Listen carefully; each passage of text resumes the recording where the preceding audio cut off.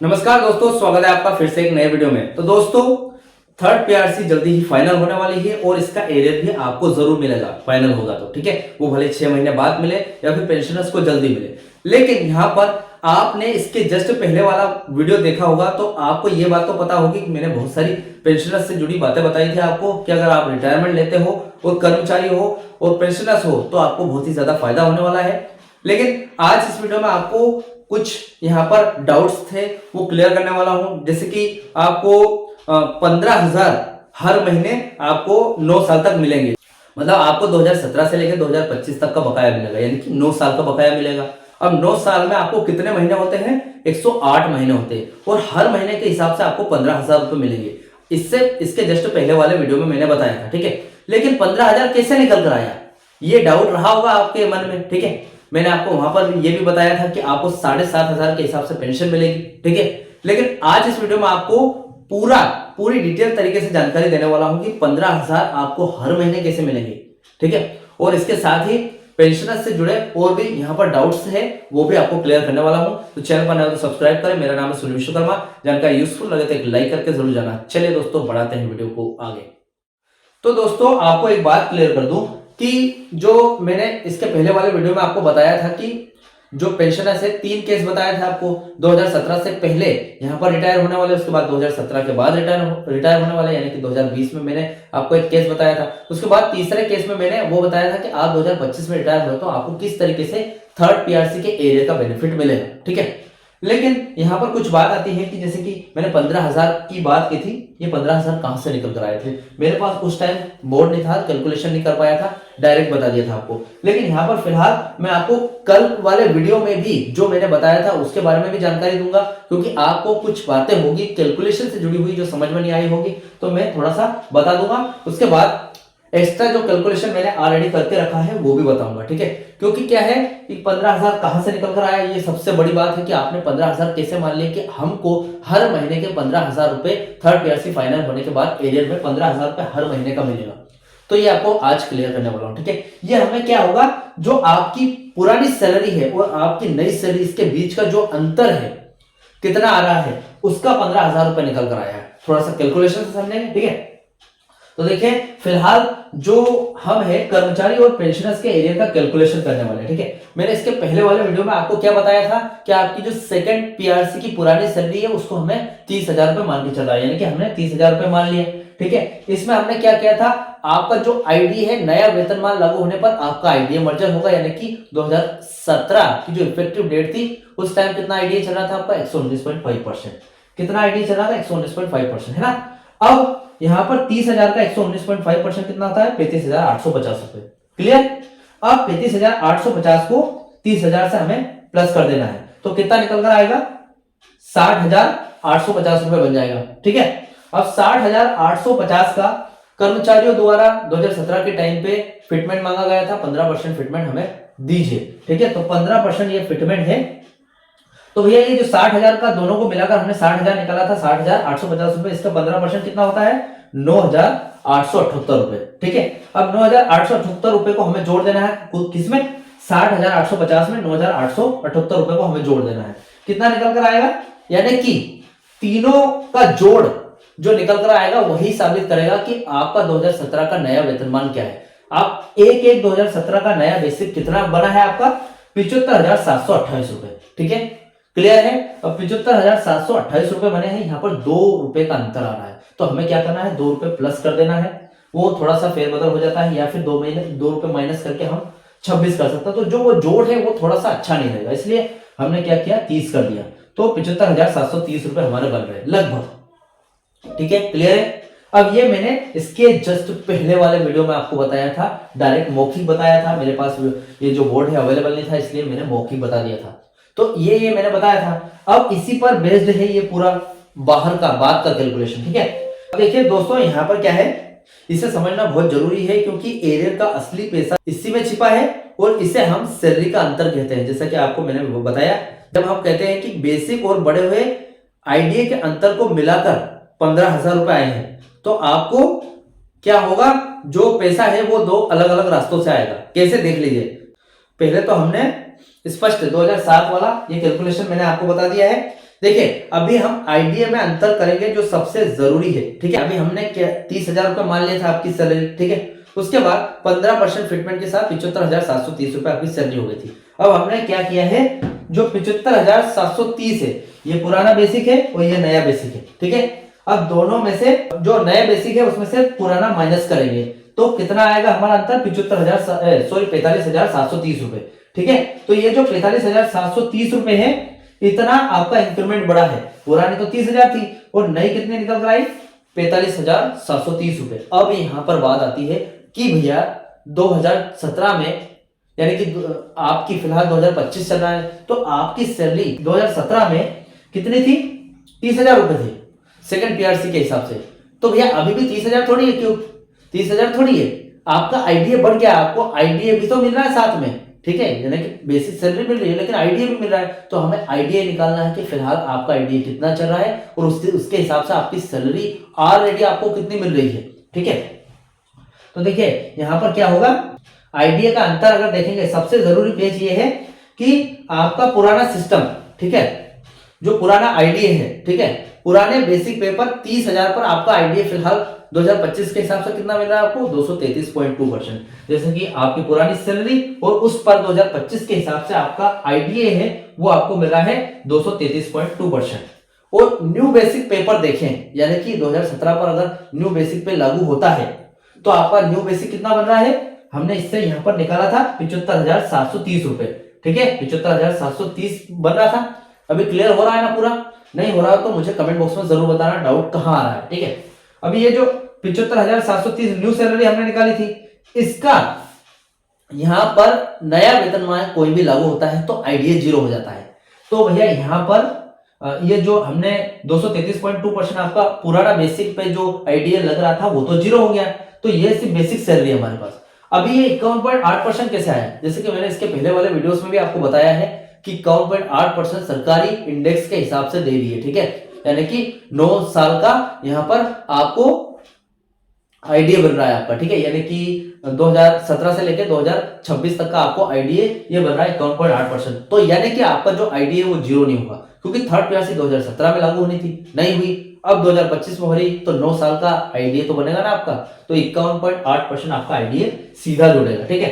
तो पुरानी सैलरी में जो फिलहाल आईडीए चल रहा है 233.2% सेकंड पीआरसी के अनुसार वो जुड़ेगा और नई सैलरी यानी कि 75,730 में 2017 से लेकर 2026 तक का 51.8% आईडीए जुड़ेगा, ठीक है। अभी ये निकालना हमें, अभी कैलकुलेशन देखना है पुराने सिस्टम में 30,000 का 233.2% कितना होता है और नए सिस्टम में जो नई सैलरी निकली थी 75,730 का 51.8% कितना होता है वो देखेंगे। तो पहले हम पुराने सिस्टम का 30,000 का 233.2% निकालेंगे। तो पुरानी सैलरी थी 30,000, उसका 233.2% कितना होता है आईडीए, 69,960 रुपए बन रहा है, ठीक है। तो ये जो 69,960 रुपए है ये 233.2% आईडीए है, ठीक है। किसका, 30,000 रुपए बेसिक पे का आपका 2007 से लेकर 2025 तक का आईडीए इतना बन गया है 69,960 रुपए। तो सिर्फ आपको डीए मिल रहा है काय पे, बेसिक पेपर, ठीक है। अब नई सैलरी कितनी बनी थी हमारी, 75,730 रुपए। 75,730 रुपए का जो आईडीए है जो कि नया वेतनमान लागू होने पर आपका 233.2% जीरो हो गया था, उसकी जगह नया आईडीए जुड़ा है, कौन सा, 9 साल का आईडीए यानी कि 51.8% अगर जुड़ेगा तो 75,730 का 51.8% कितना होता है, 39,228 रुपए, ठीक है। 39,228 रुपए आपको यहां पर आ गए। अब भैया यहां पर आपको ये लगेगा कि आईडीए तो बहुत कम मिल रहा है क्योंकि भैया पहले तो हमारा आईडीए 233.2% था और अभी फिलहाल हमें आईडीए मिल रहा है 51.8%, मतलब सीधा 5 गुना ज्यादा था पहले पुरानी बेसिक पे में, और नई बेसिक पे में ये तो 5 गुना घटकर 51.8% हो गया। तो ये एक दुख की बात है ना, लेकिन भैया दुखी मत होइए क्योंकि नया इंक्रीमेंट पर आपको जो सैलरी पुरानी मिल रही थी सैलरी और आपका आईडीए मिलाकर जो सैलरी बन रही थी आपकी उससे कहीं ज्यादा मिलेगा आपको फायदा, ठीक है। वो देखिए यहां पर कुछ जादू सा होने वाला है। देखिए अभी पूरे दोनों को सबको मिलाकर जोड़ने वाला हूं मैं। देखिए आपके पास एक चार्ट आए हैं सामने, देखिए यहां पर बेसिक पे है, ठीक है। आपकी जो पुरानी सैलरी बेसिक कितनी थी, 30,000 रुपए, ठीक है।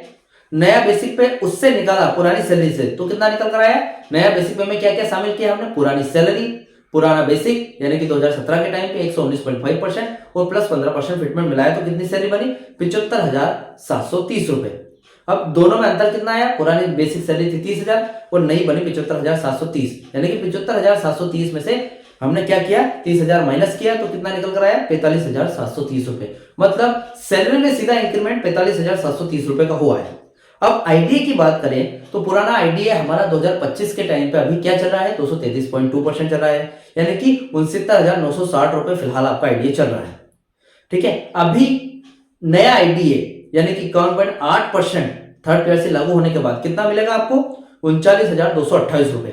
ठीक है, अब यहां पर अगर पुराने आईडीए के हिसाब से नया आईडीए देखा जाए तो आपको 30,732 रुपए कम मिल रहे हैं आईडीए पर, तो ये एक तरीके से घाटा है। ठीक है, अभी देखिए थोड़ा सा जादू देखिए कि आपकी सैलरी कैसे इंक्रीमेंट होती है। अब देखिए हमने क्या किया है, ये जो हमें क्या करना है दोनों को जोड़ देना है, आपका आईडीए और आपकी बेसिक, और ऐसे ही नया जब थर्ड पीआरसी फाइनल होगी उसके बाद वाले बेसिक में आपका 51.8% आईडीए वो भी जोड़ना है। ठीक है, तो पहले तो पुरानी बेसिक ये थी और आपका जो आईडीए फिलहाल चल रहा है 233.2% यानी कि 69,960 प्लस 30,000 रुपए हमने जोड़ दिए तो कितना निकल कर आया हमारा अमाउंट 99,960 रुपए आपको ऑलरेडी मिल रहे हैं, यानी कि 340 रुपए कम है ना।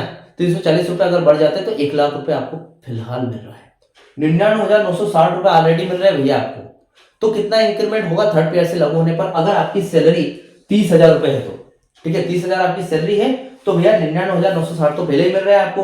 अब थर्ड पीआरसी फाइनल होती है तो फिलहाल यहां पर देखिए आपका आईडीए फिलहाल हमने 51.8% कितना निकाला था थर्ड पीआरसी फाइनल होने के बाद 75,730 का 51.8% कितना बना था 39,228 रुपए। इसको हमें प्लस करना है हमारी नई थर्ड पीआरसी लागू होने के बाद जो न्यू सैलरी उसमें, यानी कि न्यू सैलरी कितनी थी हमारी ये 75,730 रुपए न्यू सैलरी थी, उसमें हमने 39,228 रुपए जोड़ दिए, कितना बना 1,14,958 रुपए। तो भैया बताओ मुझे किस तरीके से पुरानी सैलरी से कम मिल रहा है आपको पुरानी सैलरी सब कुछ जोड़ जाड़ के कितना मिल रहा है 99,960 रुपए। आपकी नई सैलरी सब कुछ जोड़ जाड़ के कितनी बनी 1,14,958 रुपए। तो आपको कितना ज्यादा मिल रहा है यहाँ पर पुरानी सैलरी से सीधा सट 14,998 रुपए मिल रहे हैं। ठीक है, 2 रुपए कम 15,000 रुपए, आपको 15,000 रुपए मिल रहे हैं पुरानी सैलरी से ज्यादा। अगर थर्ड पीआरसी लागू होती है तो आपकी सैलरी में इंक्रीमेंट होगा 15,000 रुपए का। अब 15,000 नहीं, ये तो मैंने जस्ट 30,000 रुपए के हिसाब से जोड़ा है। अगर आपकी सैलरी 40,000 रुपए है तो आपकी ये जो 15,000 का अंतर आ रहा है ये थोड़ा ज्यादा बढ़कर 20,000 हो सकता है। ठीक है, अगर आपकी सैलरी 50,000 थी 2017 के टाइम पे तो आपका ये जो अंतर है ये बढ़कर और भी ज्यादा हो सकता है 25,000 के समथिंग हो सकता है। अगर आपकी सैलरी 2017 के टाइम पे 20,000 रुपए थी सिर्फ, तो आपका ये जो अंतर है ये और कम हो सकता है, यानी कि थोड़ा सा और कम होगा। तो भैया यहाँ पर मैंने आपको पहले क्या बताया था इसके पहले वाले वीडियो में, तो 15,000 का अंतर आएगा। तो 15,000 का अंतर आपको पता चल गया होगा कि हमें 108 महीने का हर महीने का 15,000 कैसे मिलेगा। ये वाला 15,000 आपकी सैलरी 9 साल का जो बकाया है, यानी कि 108 महीने का बकाया हर महीने आपको, अगर आप एक कार्यरत कर्मचारी हो तो आपको 15,000 रुपए मिलेगा। एरियर 108 महीने का एरियर कितना बनता है जोड़ लो भैया। तो आपका बेसिक बहुत ज्यादा बढ़ जाता है, 30,000 से 75,000 हो गया, लेकिन आईडीए का जो परसेंट है 233 से गिर के 51% हो गया। ठीक है, इसलिए आपकी कुल सैलरी में आपकी कुल सैलरी में जो वृद्धि हुई, ठीक है, वो 15,000 रुपए का अंतर आया, 15 से 25,000 का। वो डिपेंड करता है आपकी पोस्ट पर, आप कौन से पोस्ट पर हो। ठीक है, अब एरियर की बात करें तो 15,000 रुपए आपको एरियर मिलेगा। ठीक है, अब यहां पर अगर आप 2017 से लेके आज तक दिसंबर 2025 तक काम कर रहे हो तो इन 108 महीने का आपको एरियर मिलेगा। ठीक है, और 15,000 रुपए का आपको हर महीने मिलेंगे। ठीक है, अभी देख लेते हैं, अगर 15,000 रुपए आपको हर महीने मिलते हैं तो इंटू कर देंगे 108 रुपए का। ठीक है, तो इज इक्वल टू कितना निकल कर आएगा 16.2 से लेके 18 लाख, वो आपकी सैलरी पर डिपेंड करता है। तो ये लेख है भैया, मतलब आपको 16.2 लाख रुपए 30,000 की सैलरी के हिसाब से एरियर मिल रहा है 108 महीने का, हर महीने 15,000 रुपए। अगर आपकी सैलरी 40,000 45,000 है तो ये जो गिनती है ये 18 लाख पे चली जाएगी, और भी ज्यादा थी तो पार कर जाएगी, ठीक है। 20,000 है तो समथिंग 15 लाख तो मिलेंगे आपको, है कि नहीं। तो आपका एरियर बहुत ज्यादा मिल रहा है आपको। मतलब मैंने यहाँ पर 15,000 कैसे आए, पिछले वीडियो में डाउट था, मुझे कमेंट की गई थी ये 15,000 कैसे निकल कर आ गए भैया, आपने अपने मन मर्जी से बता दिया कि 15,000 मिलेगा। एरियर आपको मिलेगा तो 100% 15,000 रुपए तो आपको मिलेगा 30,000 के हिसाब से, आपकी सैलरी पर डिपेंड करता है, आपकी पोस्ट पे डिपेंड करता है, ठीक है। तो फिलहाल 2017 के बाद जो भी रिटायर हो उनको बहुत ज्यादा फायदा होने वाला है, ठीक है। तो फिलहाल ये अपडेट थी पेंशनर्स के बारे में और कर्मचारी के बारे में, अगर आपको एरियर मिलता है तो कितना फायदा होगा, ठीक है। तो फिलहाल इस वीडियो से रिलेटेड जो भी आपके डाउट क्वेश्चन वगैरह तो मुझे कमेंट बॉक्स में कमेंट कर सकते हैं। वीडियो अच्छा लगा तो वीडियो को लाइक कमेंट से जरूर करें। मिलते हैं दोस्तों नेक्स्ट वीडियो में। सी यू सून।